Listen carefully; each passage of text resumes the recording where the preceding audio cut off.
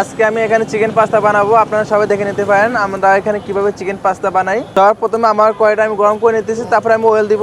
আমি অয়েলটা দিয়ে নিলাম, অয়েলটা হালকা গরম হলে আমি এখানে চিকেন দিব। আমার অয়েলটা গরম হয়ে গেছে, এখন আমি এখানে চিকেন দিব। আমি 3টা পাস্তা বানাবো, 3টা পাস্তা পরিমাণ আমি এখানে চিকেন দিয়ে নিলাম।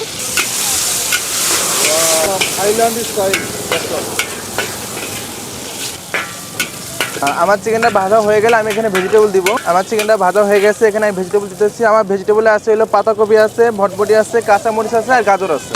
আমার ভেজিটেবল ভাজা হয়ে গেলে আমি এখানে পাস্তাটা দিব। আমাদের যে পাস্তাটা আগে থেকে বয়েল করে রাখছি ওইটা আমরা দিয়ে দিব এখানে। আমার ভেজিটেবল ভাজা হয়ে গেছে, আমি 3টা পরিমাণ পাস্তা বয়েল দিয়ে রাখছিলাম, আমাদের ওই পাস্তাটা এখন দিয়ে দিব এখানে।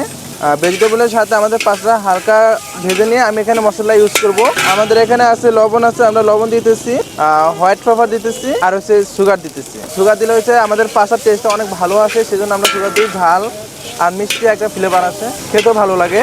এবার আমি দিতেছি হলো আমাদের এখানে ফিশ সস আছে, ম্যাগি সস, আমরা ম্যাগি সসটা দিতেছি, সয়া সস আছে, সয়া সস দিতেছি আর হচ্ছে ফিশ সস দিতেছি। ফিশ সসটা কেউ বাসায় না থাকলে না দিলেও চলবে, সমস্যা নেই। ফিশ সসটা অ্যাভেলেবেল সবার বাসায় থাকে না, তাই ওটা না দিলেও চলবে।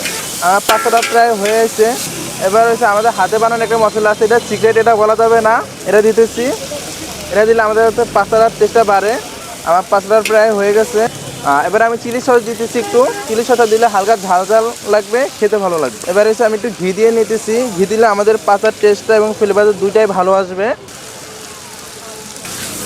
আর যদি আমার হাতের পাস্তাটা খেতে চান অবশ্যই চলে আসবেন সঙ্গীত কলেজের অপোজিটে ইউজিসি রোড, রোস্ট জোন। মাত্র 2 মিনিটে আমাদের স্পেশাল পাস্তাটা রেডি হয়ে গেছে। মাত্র 2 মিনিটে আমাদের স্পেশাল পাস্তাটা রেডি।